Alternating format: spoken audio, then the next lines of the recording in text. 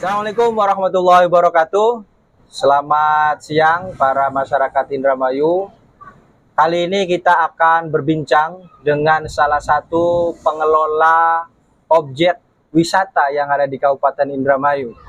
Tentunya ini menjadi satu segmen tersendiri. Tim Calon Lebe ingin menggali semua potensi pariwisata yang ada di Kabupaten Indramayu. Pada siang hari ini saya sudah berjumpa langsung dengan pengelola Pantai Balongan Indah. Mungkin sahabat-sahabat sudah kenal, tetapi barangkali yang belum kenal dan sudah kenal tapi belum akrab, saya ingin langsung menyapa Mas Akso. Selamat siang, Bung. Selamat siang, Bung Hendrik. Siap, Bapak Akso. Pak Akso, saya 10-12 tahun yang lalu itu pernah datang ke Pantai Balongan, Pak. Tapi kondisinya belum semewah hari ini. Kalau boleh saya tahu, gimana ini awal muasal dari Pantai Balongan bisa sampai kemudian ini ramai dikunjungi pengunjung, Pak Akso?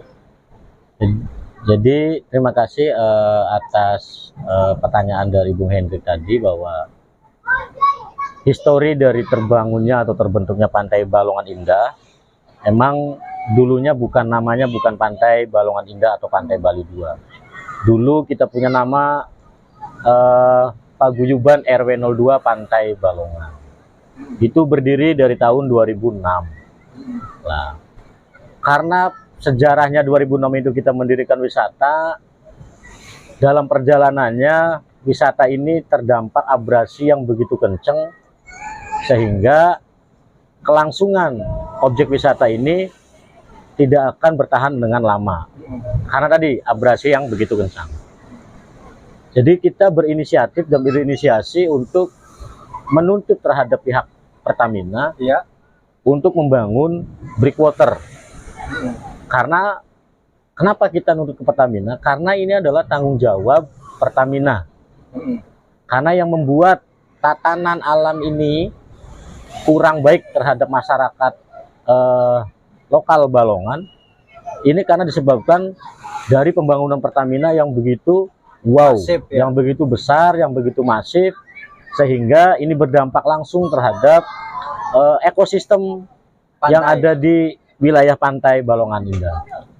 Berarti kalau awalnya demikian, emang tidak ada keniatan untuk membuat satu tempat wisata di sini? Awalnya sudah 2006 kan kita membangun objek wisata namanya Paguyuban RW 02 Pantai Balongan.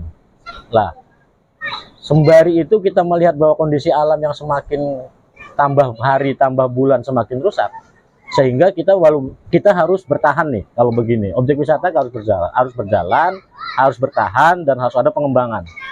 Nah, makanya 2007 kita melakukan aksi ke Pertamina untuk menuntut dibangunnya breakwater secara permanen.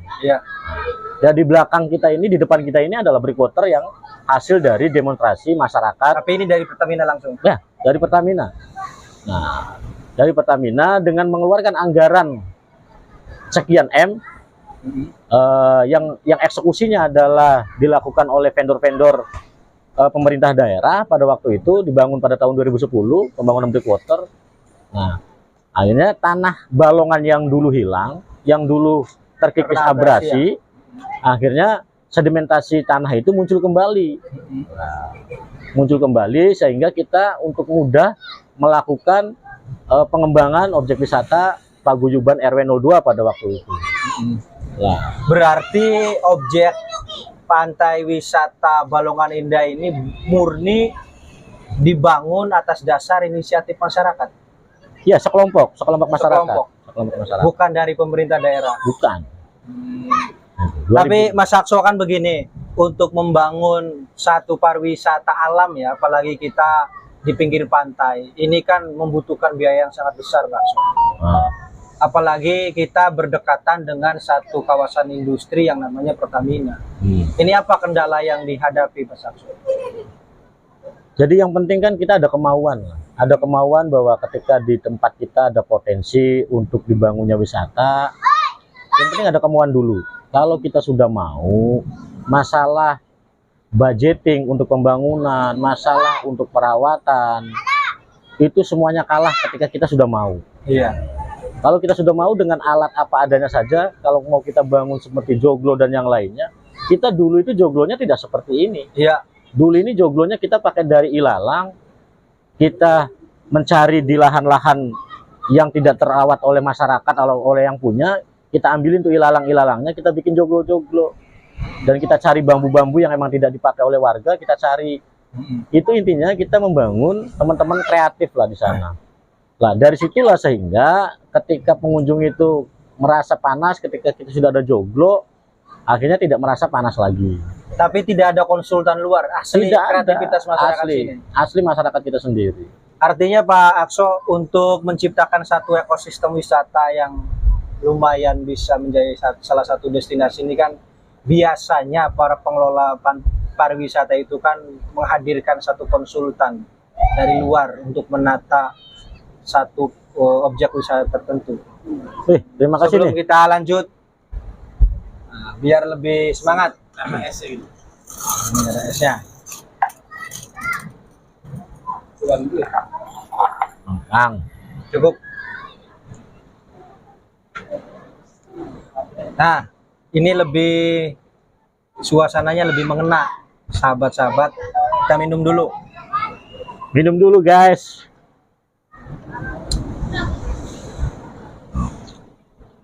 Kita lanjut Mas Akso. Tapi betul ini kreativitas daripada masyarakat setempat. Ya, jadi kita tidak pernah manja atau menggantungkan hidup kita itu terhadap orang lain. Itu prinsip teman-teman di kita membangun wisata ini. Karena apa? Karena kalau kita sudah menyerahkan hidup kita ke orang lain, itu timbulnya nanti malah sakit hati gitu kan. Malah ada perebutan wilayah dan yang lainnya. Kita di sini pengurus ini tidak ada yang bermodalkan uang, patungan atau dan yang lainnya. Kita yang modalnya itu hanya kemauan dan niat untuk membangun wisata di Indramayu. Mencoba untuk menghadirkan wisata yang berbeda dengan wisata-wisata yang sudah ada di Indramayu. Itu niat kita. Berarti pada prinsipnya modal utamanya pengembangan wisata Pantai Balongan ini adalah kemauannya. Iya. Tapi saya pengen tahu Mas Akso. Mas Akso ini kan juga tergabung dengan asosiasi pelaku pariwisata Indramayu ya. Posisinya sebagai apa nih Mas Akso di situ? Ya, kebetulan pada waktu itu teman-teman perlu ada organisasi yang sifatnya tingkat kabupaten. Akhirnya kita rapat sambil ngopi di Pantai Bali ini. Terus ditentukan bahwa ketuanya saya pribadi gitu kan. Karena mungkin dianggap oleh teman-teman saya lebih muda daripada mereka. Mungkin dipandang oleh teman-teman dikiranya saya mampu untuk menahkodai asosiasi pelaku pariwisata tersebut. Dan alhamdulillah asosiasi pelaku pariwisata tersebut sampai hari ini masih dinahkodai oleh saya pribadi. Kalau boleh tahu ada berapa lokasi wisata Mas di Indramayu itu? Yang sudah masuk anggota asosiasi pelaku pariwisata Indramayu, kita yang sudah terdata itu ada 32 objek wisata, baik wisata alam, wisata religi maupun wisata buatan. Oh, taruh dulu. Kalau wisata buatan itu maksudnya gimana tuh Mas? Saya kurang paham ya. Oh, kalau wisata buatan itu seperti waterboom lah, seperti itulah. Oh, kalau ciri-cirinya waterboom. Terus kebun binatang itu kan wisata buatan, bukan wisata alam. Alam yang dibangun, jadi sehingga masuk kategorinya adalah wisata buatan. Kalau wisata alam itu ya jelas pantai, gunungan. Ya, itu wisata alam. Kalau boleh tahu pengunjung setiap hari di sini berapa Mas? Ya kalau tiap harinya kurang lebih 100 sampai 200 orang lah yang datang ke Pantai Bali. Asli Indramayu apa ada yang dari luar? Luar. Sekarang sudah mulai diminati dari luar Indramayu, bahkan luar Ciayu Majakuning sudah. Ciayu Majakuning. Di luar Ciayu Majakuning sudah lari ke sini semua. Karena mungkin mencari tempat-tempat yang dianggap representatif kali. Dianggap yang nyaman, aman, bersih, mungkin bisa menjadi pilihan Pantai Bali ini untuk berkunjung wisata keluarga maupun instansi ataupun acara kepemudaan, acara klub motor, klub mobil, ini lebih condong larinya ke Pantai Bali.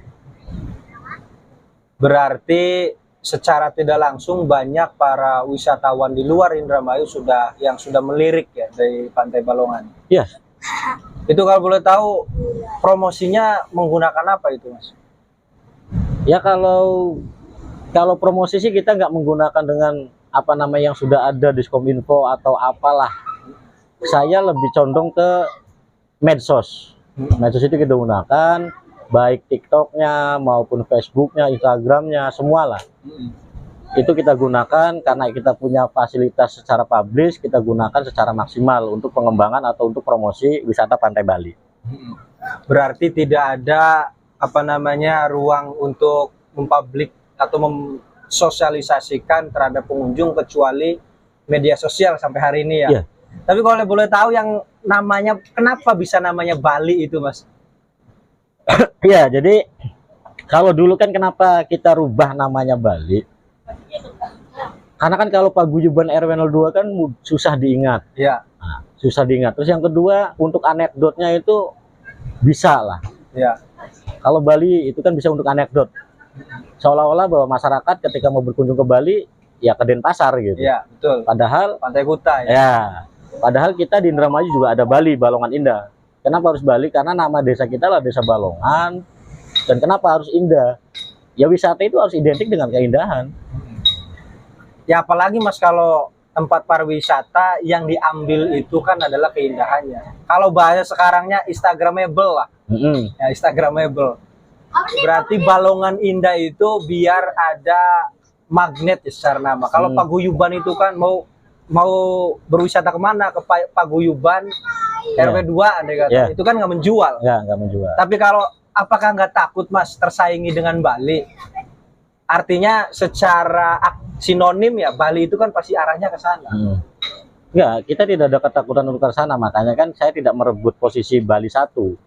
Tetap Bali 2, tapi tetap menjadi juara gitu. Iya. Kalau di hari libur biasanya pengunjung berapa Mas? Di hari-hari besar? Ya, kalau hari-hari besar ya mencapai di angka 12.000 lah selama libur. Selama libur. Berarti kalau 12.000 selama libur hari-hari besar, tiap hari bisa menampung 1.000-2.000 ya? Ya, kemungkinan kalau dari tiketing ya 1.000-2.000-an lah. Itu keluar masuk? Keluar masuk.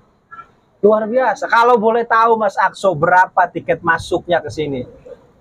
Ya, untuk ini kan terbagi ya. Kalau untuk weekday di Pantai Bali ini, tiketnya untuk anak-anak usia 3-10 tahun itu kan hanya 5.000. 5.000? Hanya 5.000 untuk weekday. Nah, untuk dewasanya di weekday itu 7.500. Nah, untuk weekend itu kan kita di anak-anak 7.500, di dewasa kena 10.000. Nah, tapi kalau untuk menghadapi libur-libur nasional, libur Idul Fitri, libur Idul Adha, dan libur Natal, dan libur yang lain-lainnya, libur Imlek, kita di tiketingnya di angka untuk dewasa 15.000, untuk anak-anak 10.000. Jadi sangat variatif. Jadi para pengunjung itu tidak semua terpusat di hari libur atau tidak terpusat di hari weekend. Di weekday juga para pengunjung bisa untuk menikmati keindahan Pantai Balongan Indah. Tapi ntar dulu Mas, 7.500 weekday untuk dewasa. Ya, itu kalau saya berkunjung ke lokasi wisata di luar Indramayu, atau jangankan di luar Indramayu, di Indramayu itu sudah di angka 20.000 Mas per orang, per kepala. Ini operasionalnya ketutup tidak Mas? 7.500 kalau ibarat saya itu beli rokok cuma dapat 3 batang Mas. Ya itu kan tergantung dari tadi kita, karena kita di sini bukan dari awal kita niatnya membangun, bukan akhirnya untuk hidup di dalam pariwisata, tapi niat kita sudah menghidupi pariwisata. Nah, dari niat itu apapun tujuan kita, saya yakin tidak ada beban dan saya yakin akan tercapai semuanya. 7.500 sahabat-sahabat. Jadi kalau pengen berkunjung di Pantai Balongan Indah, untuk teman-teman semua yang ada di Indramayu dan di luar Kabupaten Indramayu, hanya membutuhkan uang 7.500 per orang ya. Kalau anak-anak 5.000 rupiah. Ini murah meriah jika dibandingkan dengan objek wisata yang lain. Nah kalau boleh tahu Mas Akso, Pantai Balongan ini kan lokasinya berdekatan dengan salah satu perusahaan plat merah. Ya, sebut saja kita namanya Pertamina. Saya pengen tanya tapi harus jawab jujur Mas ini Mas. Ada nggak kontribusi Pertamina untuk pengembangan pantai wisata, terutama di Pantai Balongan, Mas? Jadi dari semenjak berdirinya Pantai Balongan Indah ini dari 2006, kita jelas tetangga, jarak kita hanya 5 meter dengan Pertamina. Ya. Karena dibatasi dengan jalur jalan saja. Nah, Pertamina sampai hari ini belum pernah memberikan anggaran CSR ke Pantai Bali. Rp1.000 pun Sama sekali. sama sekali. Ini bisa dipertanggungjawabkan tidak nih, Mas? Bisa, siap saya. Siap, bisa dikonfrontir. Artinya segitu dekatnya Pertamina dengan Pantai Balongan, ya. Secara tidak langsung keberadaan Pantai Balongan juga ini kan mengenalkan Pertamina kepada khalayak umum. Ya. Tapi tidak ada sama sekali bantuan untuk pengembangan kah dan lain sebagainya. Tidak ada. Jadi gini, sampai kita kan mimpi bahwa di depan kita itu bikin gapura itu ingin ada logonya Pertamina gitu Ya. kan. Tapi kan Pertamina tidak tertarik dan tidak melirik untuk ke wilayah itu. Ya sudah, akhirnya ada perusahaan lain yang mau bersinergi dengan kita. Akhirnya gapura itu terjadilah dan terbangun gapura yang seperti yang di depan Yang tadi. depan itu ya. dari pihak swasta, Mas. Dari pihak swasta, kita malah lebih merespon, malah lebih mensupport kemajuan dengan Pantai Bali. Gitu. Ya. Atau jangan-jangan Mas Akso ini sudah kayak Pak Anies Baswedan, Pak, yang ketika dia menyelenggarakan Formula E tidak ada sponsor dari BUMN. Apa Mas Akso ini cita-citanya pengen jadi presiden, Pak? Ya, pengennya sih maju jadi presiden ya. Untuk mengembangkan potensi wisata Bisa. lokal ya. Iya, iya. Saya masuk pun tadi lihat di pintu masuk itu malahan tertulis dari salah satu brand swasta. Ini kan menarik Pak kalau pintu masuknya diisi oleh logo Pertamina. Tapi sampai hari ini Pertamina tidak pernah melirik ini Pak. Tidak pernah melirik. Berarti ini hasil jeripaya, kalau bahasa Indramayu, iuran dari masyarakat setempat. Bukan dari pengunjung. Dari pengunjung. Dari pengunjung, tidak ada dari masyarakat. Dari pengunjung saja. Dari pengunjung murni, dari pengunjung. Tapi dikelola oleh pelaku wisata di sini, dikembangkan untuk memenuhi fasilitas yang ada. Ya. Oke, Mas Akso, kalau saya boleh tahu, keberadaan Pantai Balongan ini kan satu secara lokasi berdekatan dengan industri pengolahan minyak. Yang kedua juga berada di pinggir dari pemukiman masyarakat. Ada nggak kontribusi yang diberikan pengelola Pantai Balongan kepada para masyarakat yang ada di sekitar? Ya, jadi selama berdirinya Pantai Bali dari 2006, kita sudah menjadi keistiqomahan kita atau komitmen kita atau konsistensi kita untuk memberikan santunan terhadap gaji guru madrasah, terus imam masjid, iya, terus organisasi kepemudaan, organisasi kemasyarakatan, betul, RT RW, sama kemit kuburan atau kemit makam. Nah, itu sudah berjalan sekian tahun.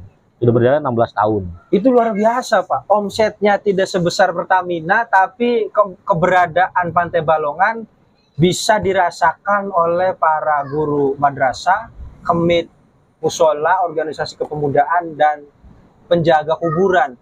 Itu Pertamina CSR-nya belum sampai menyasar ke arah situ, Pak. Pastinya belum ke sana. Nah, harusnya saya berpesan nih kepada direksi Pertamina, terutama di RU dan EP yang ada di ITB, pantai di Balongan, ya.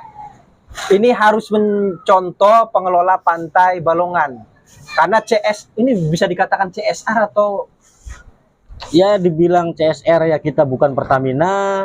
iya, Ya kepedulian sosial saja lah. tapi ada kepeduliannya. Kepedulian sosial lah. Padahal Pantai Balongan itu kan Mas tidak ada limbah yang dibuat ya. Ya. Tidak ada crude oilnya Tidak kan. ada. Tidak ada polusi kan. Tidak ada. Malahan pengelola Pantai Balongan Menumbuhkan ekonomi kreatif. menumbuhkan ekonomi. Tapi sudah memberikan dampak sosial kepada masyarakat. Dampak positifnya. Luar biasa. Mas Akso, kalau nyalon presiden, saya orang pertama yang akan jadi tim sukses, Pak. Siap. Nanti diangkat jadi Menteri Pariwisata sampai. Oh, siap.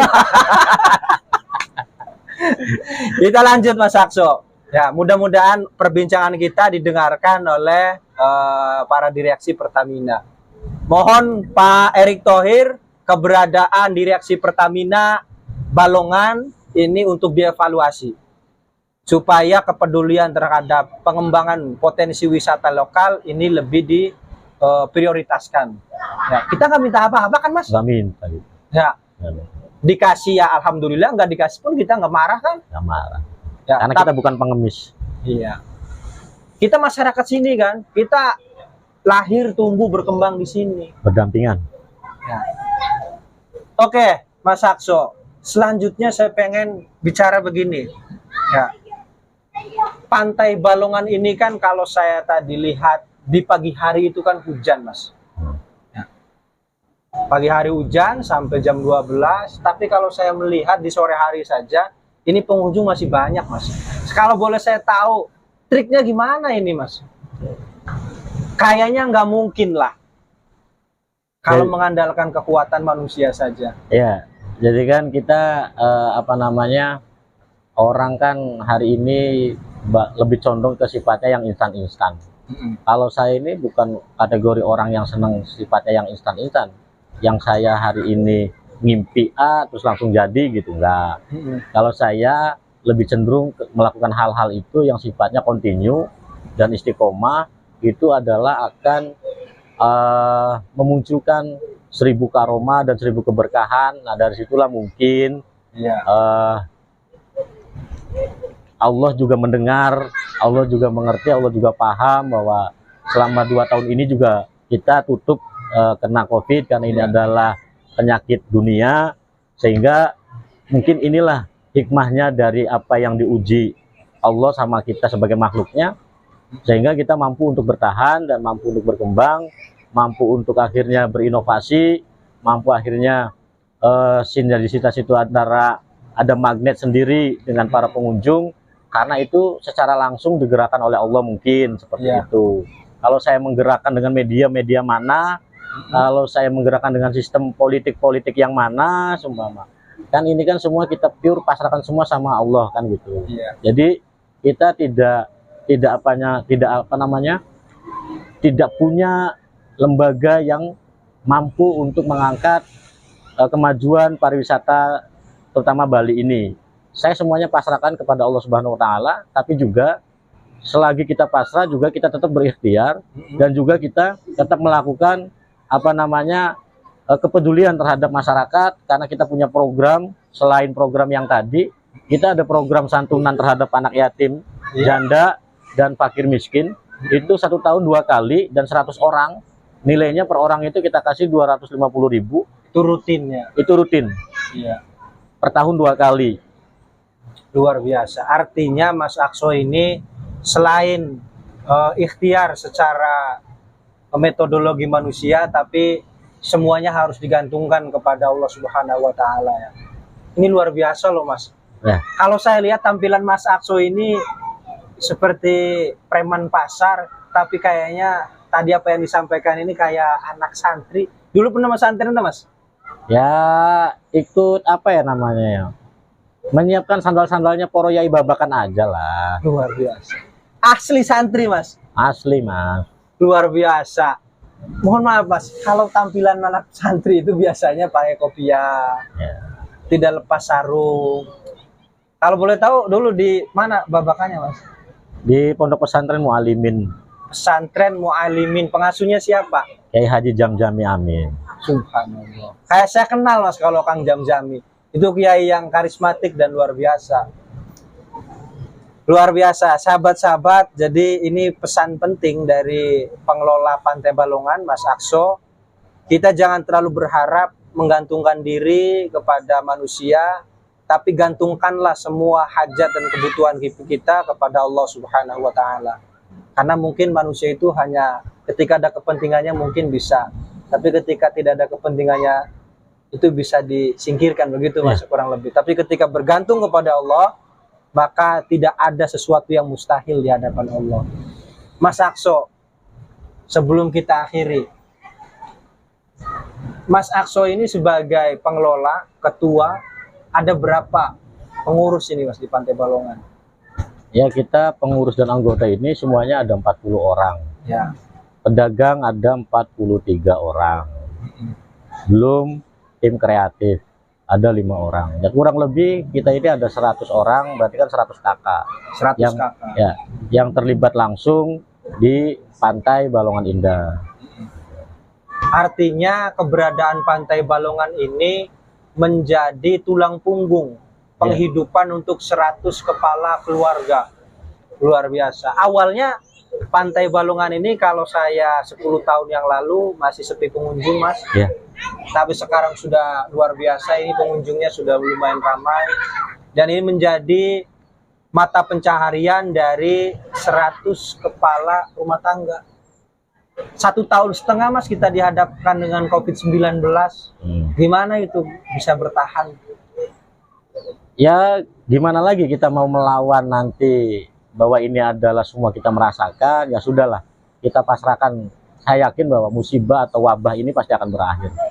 Dan alhamdulillah di tahun ini wabah ini berlalu, dan akhirnya semangatan teman-teman pengelola, pengurus dan anggota, juga kesemangatan dari para pedagang ini kembali pulih, sehingga sudah lupa dengan kejadian wabah COVID kemarin, sehingga kita beriang happy lah. Untuk saat ini kita jalani kehidupan dengan happy, kita sudah kembali lagi dengan normal, tidak ada lagi aturan-aturan yang emang ini secara langsung juga kita rasakan dampaknya gitu kan. Tapi itu harus bagaimana, karena ini adalah sebuah wabah internasional, ya kita mau tidak mau ya harus nuruti apa yang disampaikan oleh pemerintah, baik itu pemerintah pusat maupun pemerintah daerah. Untuk ke depan, Mas, harapannya gimana nih? Karena kan sebagai pelaku pariwisata untuk masyarakat Indramayu, harapan ke depan Pantai Balongan nih, karena kan masyarakat Indramayu terkesan ketika pengen jalan-jalan, berlibur, bertamasya, itu pasti menujunya hampir ke wilayah di luar Indramayu. Ya, jadi kalau saya berpesan dan berharap kepada para pengunjung wisata, khususnya di Kabupaten Indramayu siapapun gitu kan, cintailah wisata Indramayu sebelum kita mencintai wisata di luar Indramayu. Iya. Karena secara langsung itu sudah memberikan manfaat terhadap masyarakat yang menggantungkan hidupnya atau yang menumbuhkan ekonominya di dunia pariwisata atau sebagai pelaku-pelaku wisata di Indramayu. Karena dengan itu otomatis pelaku-pelaku wisata itu akan giat, dan wisata-wisata di Indramayu itu akan berkembang pesat ketika itu dicintai oleh masyarakat Indramayu itu sendiri. Orang lain belum tentu mencintai. Cintailah kita sebagai orang Indramayu, mencintai produk Indramayu, itu saja. Apalagi hanya 7.500, Mas. Saya tidak bisa bayangkan ada berapa lembaga pendidikan yang ada di Indramayu, baik di tingkat dasar, SMP dan SMA. Kalau semuanya ketika bertamasya, mengunjungi semua objek wisata yang ada di Kabupaten Indramayu, kayaknya objek wisata yang ada di Indramayu bisa tumbuh dan berkembang. Ya. Harapan untuk pemerintah, Mas?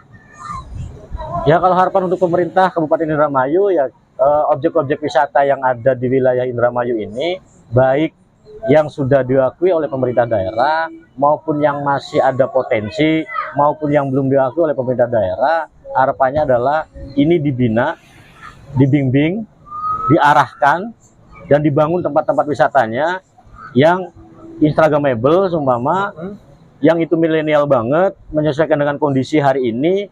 Wisata ini kan butuh tempat-tempat yang baru, view-view yang baru, yang menarik, sehingga itu mendapatkan magnet yang positif untuk para pengunjung, dan pengunjung itu akhirnya tidak akan pernah bosan.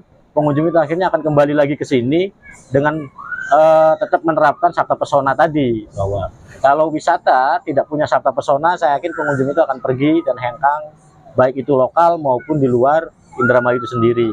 Dan harapannya adalah peran serta dan peran aktif dari pemerintah daerah ini membimbing para pelaku-pelaku wisata untuk wisata Indramayu ini maju. Toh ketika wisata Indramayu ini maju, berkembang, yang dirasakan langsungnya adalah pemerintah daerah Indramayu ini namanya semakin bagus, semakin baik, dan semakin dikenal, bukan hanya hal-hal negatifnya, tapi hal-hal positifnya di masyarakat secara luas. Menjadi tujuan ya. Apalagi kita bisa go internasional. Tapi kalau pengunjung datang ke sini untuk tempat pemandiannya dan semua fasilitas sudah terpenuhi, Alhamdulillah sudah. Kita di sini kan kita punya MCK dan punya mandi bilas, sudah menurut saya ini sudah standar kelas menengah lah, karena kita semuanya pakai shower. Sudah representatif. Sudah representatif lah untuk para penikmat atau para pengunjung wisata di Pantai Balongan Indah. 7.500 sudah dapat pemandangan yang sangat indah, ya, disertai dengan view perusahaan Pertamina, mandi representatif, semuanya air tawar kan Mas, bukan air laut? Kan Air tawar ya. tawar lah. Jadi kalau datang ke Pantai Balongan semua bisa terlayani dan terfasilitasi dengan Iya. baik. Bisa. Oke, terima kasih Bapak Akso atas kesempatannya. Mudah-mudahan ke depan Pantai Balongan bisa ramai pengunjung, ya. Dan tentunya sekali lagi saya sampaikan pada masyarakat Indramayu, dimanapun Anda berada, sebelum berkunjung ke pantai atau ke objek wisata yang lain, alangkah lebih baiknya untuk saling bergotong royong memajukan objek wisata yang ada di Indramayu. Berkunjunglah kepada atau di lokasi wisata yang ada di Indramayu, terutama di Pantai Balongan Indah. Kedua, mudah-mudahan ke depan Pertamina memberikan kontribusi yang nyata terhadap pengembangan potensi wisata yang ada di Kabupaten Indramayu. Itu saja, cukup sekian. Saya akhiri. Wassalamualaikum warahmatullahi wabarakatuh. Terima kasih Bapak Akso. Ya, terima kasih Mas Hendrik. Ya, Pak Akso.